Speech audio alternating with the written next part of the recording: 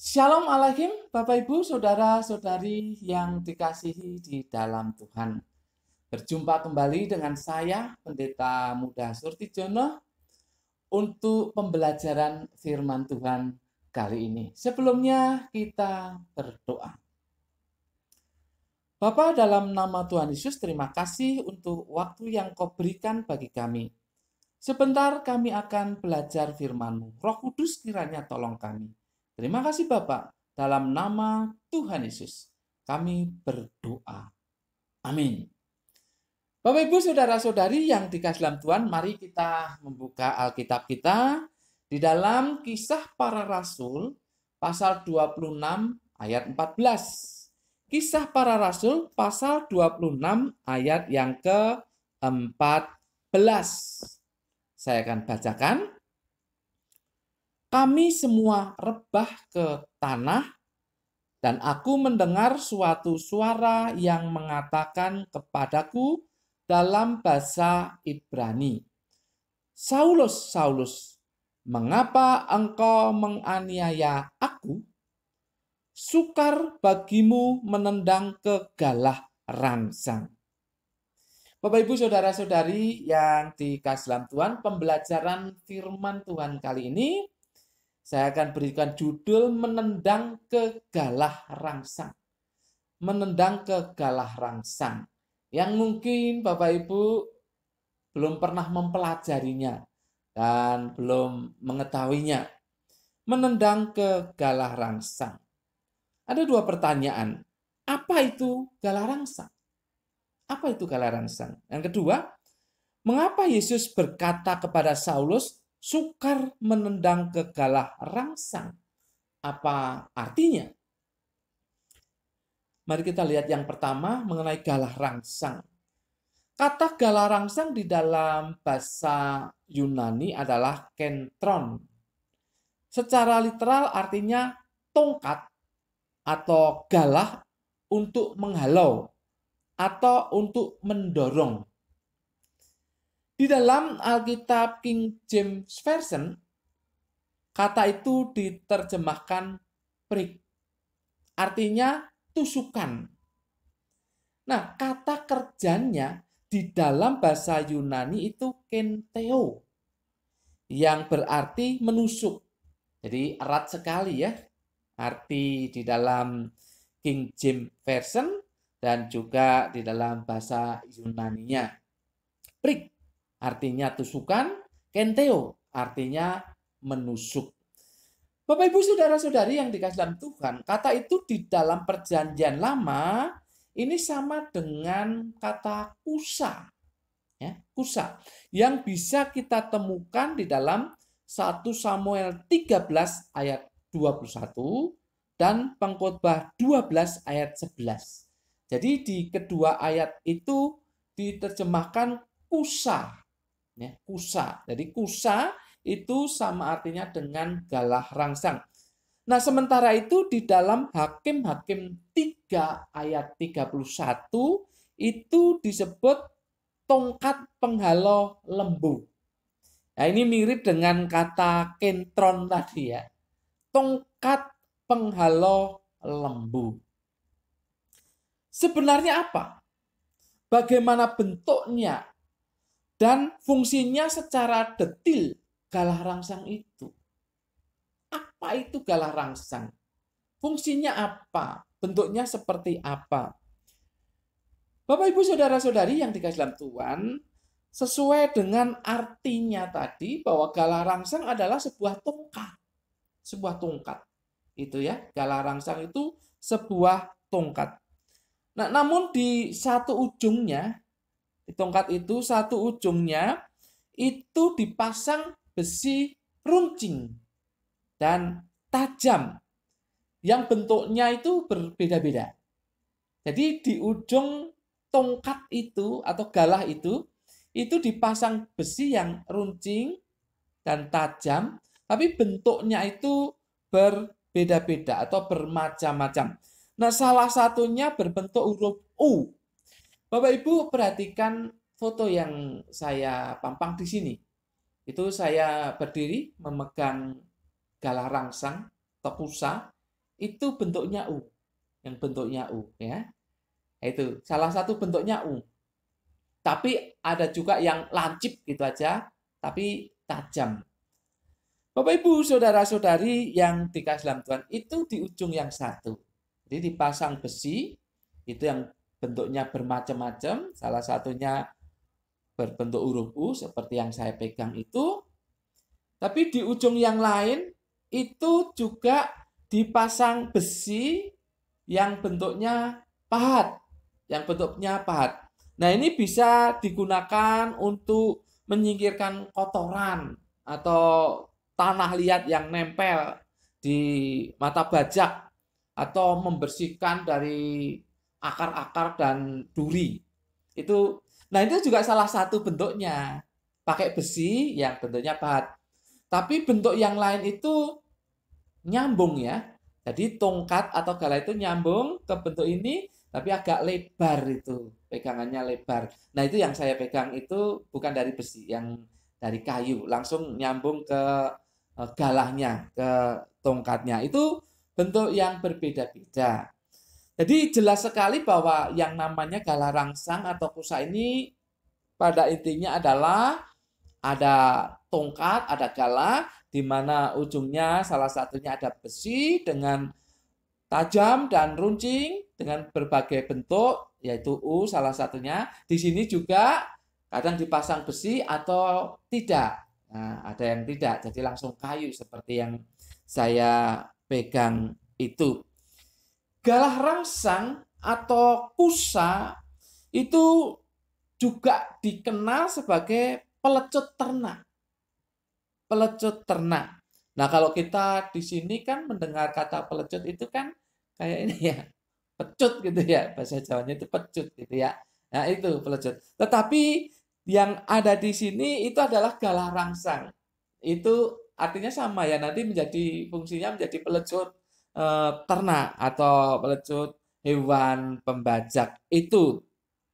Bapak Ibu, saudara-saudari yang dikasih dalam Tuhan, yang ujungnya runcing tadi, ada yang berbentuk U tadi, ada yang berbentuk lancip tadi, itu untuk mengarahkan lembu. Untuk mengarahkan lembu atau binatang beban lainnya.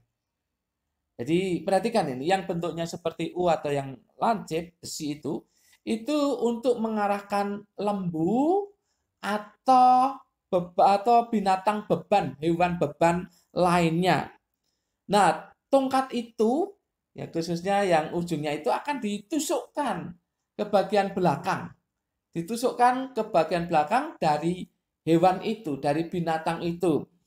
Yaitu terutama bagi hewan-hewan yang bandel gitu ya, hewan-hewan yang kadang seperti memberontak, diam saja, tidak mau melakukan pekerjaannya. Nah, ini perlu ditusuk pakai itu. Makanya disebut sebagai penusuk atau tusukan ya. Tusukan kenteo atau prik ya, tusukan atau menusuk ya. Jadi itulah yang disebut dengan galah rangsang atau kusa. Jadi digunakan untuk menusuk bagian belakang ini supaya dia atau binatang itu bergerak. Makanya artinya pendorong kan? Tongkat untuk mendorong. Itu supaya bergerak, tidak diam saja. Bapak Ibu saudara-saudari yang dikasihi di dalam Tuhan, alat ini biasa juga dipakai atau pada umumnya memang dipakai pada saat membajak. Karena memang diperlukan untuk mengarahkan binatang yang dipakai untuk membajak, lembu atau binatang apapun yang dipakai untuk membajak. Nah, itu diarahkan. Makanya dipakailah alat ini, yaitu galah rangsang atau kusa. Bapak Ibu saudara-saudari yang dikasih dalam Tuhan, kayu tongkatnya itu bervariasi sesuai kebutuhan. Ya, pada umumnya panjangnya itu sekitar 1,5 meter. Itu pada umumnya sepanjang itu. Tapi bervariasi lah, sesuai dengan kebutuhan. Ya. Kalau yang saya pegang itu lebih daripada 1,5 meter ya. Tapi pada umumnya seperti itu. Bapak Ibu saudara-saudari yang dikasih dalam Tuhan, bisa juga semuanya Semuanya dari ujung satu ke ujung yang lain itu terbuat dari besi. Itu bisa juga seperti itu. Nah, karena ujungnya runcing dan tajam, maka kalau melawan galah rangsang itu akan menyakitkan binatang itu sendiri. Akan menyakitkan binatang itu sendiri. Misalkan dia mau diarahkan kan ditusuk, ya tentu tidak tajam begitu, tidak keras begitu, tapi ditusuk gitu. Tapi kalau si binatang ini kemudian mundur dan melawan gitu, melawan galah rangsang itu kan semakin tertusuk. Itu akan menyakitkan dirinya sendiri. Jadi perhatikan di sini. Galah rangsang itu tongkat, ujungnya ada besi yang runcing dan tajam yang bentuknya bisa letter U atau bisa langsung runcing gitu ya. Di bagian ujung yang lain bisa dari kayu, langsung berhubungan dengan tongkatnya, bisa juga dari besi yang berbentuk pahat, digunakan untuk membersihkan kotoran atau tanah liat atau duri atau rumput-rumput yang tersangkut gitu ya. Nah, itu galah rangsang seperti itu. Fungsi utamanya adalah untuk mengarahkan binatang ternak atau bajakan, khususnya binatang pembajak itu. Jadi diarahkan. Kalau yang bandel ya pasti akan ditusuk. Nah, kalau yang ditusuk binatang itu melawan, mundur, melawan, itu pasti akan lebih sangat menyakitkan. Lalu yang kedua kaitannya dengan pernyataan Yesus itu apa? Menendang ke galah rangsang adalah sesuatu yang sukar. Bagaimana tidak sukar Bapak Ibu saudara-saudari yang dikasihi dalam Tuhan? Yang ditendang adalah besi yang runcing. Besi yang runcing yang ditendang itu. Jadi jelas menendang ke galah rangsang adalah sesuatu yang sukar. Ya karena besi yang runcing yang ditendang. Tentu saja ketika kata-kata ini dikenakan kepada Saulus, itu bukan berarti secara literal. Lalu Saulus menendang galah rangsang itu secara literal, bukan itu. Itu tentu dalam arti figuratif. Dalam arti figuratif. Nah, galah rangsang dalam arti figuratif, Bapak Ibu bisa memperhatikan pasal 26 ayat 16. Saya bacakan demikian. Tetapi sekarang bangunlah dan berdirilah. Aku menampakkan diri kepadamu untuk menetapkan engkau menjadi pelayan dan saksi tentang segala sesuatu yang telah kau lihat daripadaku dan tentang apa yang akan kuperlihatkan kepadamu nanti. Ayat ini bisa disingkat intinya yaitu sebuah ketetapan Tuhan bagi Saulus untuk menjadi pelayan dan saksi Tuhan. Jadi galah rangsang dalam arti figuratif ini adalah ketetapan Tuhan bagi Saulus untuk menjadi pelayan dan saksinya. Nah, galah rangsang dalam arti figuratif ini mengarahkan dan mendorong Saulus untuk melakukan sesuatu sesuai dengan pemiliknya. Nah, pemilik Saulus itu adalah Tuhan sendiri. Jadi Tuhan sendiri itu mengarahkan Saulus dengan ketetapannya tadi untuk melakukan sesuatu pelayanan dan menjadi saksi Tuhan. Itu artinya. Jadi galah rangsang yang dimaksud secara figuratif bagi Saulus adalah ketetapan Tuhan yang membuat dia harus melakukan pelayanan dan juga menjadi saksi Tuhan. Nah, perhatikan, menendang ke galah rangsang adalah sesuatu yang sukar atau menyakitkan. Nah, bagaimana tidak menyakitkan kalau dia melawan ketetapan Tuhan? Melawan ketetapan Tuhan itu hanya akan membuat dia sakit. Andai kata ketika Saulus itu menerima panggilan, lalu sudah percaya kepada Tuhan, lalu kemudian dia melawan lagi ketetapan Tuhan misalkan. Oh, dia semakin sakit. Karena itu menyakitkan. Melawan ketetapan Tuhan baginya, melawan galah rangsang baginya untuk menjadi pelayan, untuk menjadi saksi Tuhan, untuk melayani. Kalau melawan itu akan menyakitkan dirinya sendiri. Oleh sebab itu, dengan adanya galah rangsang ini, dengan adanya ketetapan Tuhan ini baginya, maka Saulus harus nurut.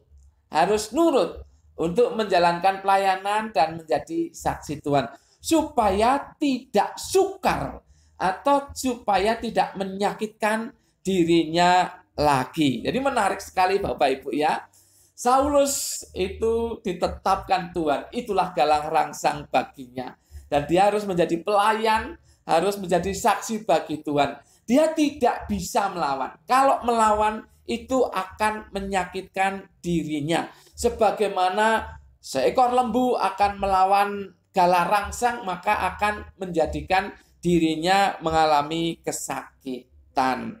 Bapak Ibu saudara-saudari yang dikasihi dalam Tuhan, jadi menendang ke galah rangsang itu sukar karena melawan ketetapan Tuhan itu tidak mungkin dan itu akan membuat dirinya sakit sendiri. Penerapannya buat kita sekarang apa? Bapak Ibu, kita tidak mungkin melawan Tuhan dan kehendaknya. Tidak mungkin. Untuk mengetahui kehendak Tuhan, kita perlu mempunyai hubungan yang baik dengan Tuhan sehingga Tuhan menyatakan kehendaknya. Tetapi kalau kita melawan kehendaknya, maka itu akan menyulitkan diri kita sendiri. Contoh perjanjian lama Yunus misalkan. Itu kan melawan ketetapan kehendak Tuhan. Dia lari naik kapal ya, menjauhkan diri dari tempat di mana dia diutus. Dia lari, akhirnya apa? Akhirnya ada gelombang yang besar, dia ketahuan yang salah, dilemparkan ke laut, lalu dimakan ikan besar. Nah, dia tentu sengsara di situ. Tapi dia berdoa lalu dimuntahkan lagi. Akan mengalami kesulitan kalau melawan kehendak Tuhan. Jadi kalau kita tahu kehendak Tuhan bagi kita apa, terutama adalah menjadi saksinya. Kita harus menjadi saksinya bagi Tuhan untuk orang-orang lain di dalam perkataan dan tingkah laku kita. Kalau melawan kehendak itu, kalau melawan ketetapan itu akan menyulitkan diri kita sendiri. Akan menyulitkan diri kita sendiri. Oleh sebab itu sebaiknya kita jangan melawan ketetapan Tuhan. Kalau Tuhan tetapkan Anda menjadi pendeta, ya jalani. Karena kalau melawan itu akan mengalami kesulitan. Kalau Anda ditetapkan sementara waktu untuk dalam jangka waktu untuk menjadi majelis, jalani. Atau apapun juga. Kalau Anda ditetapkan Tuhan menjadi pemimpin, jalani.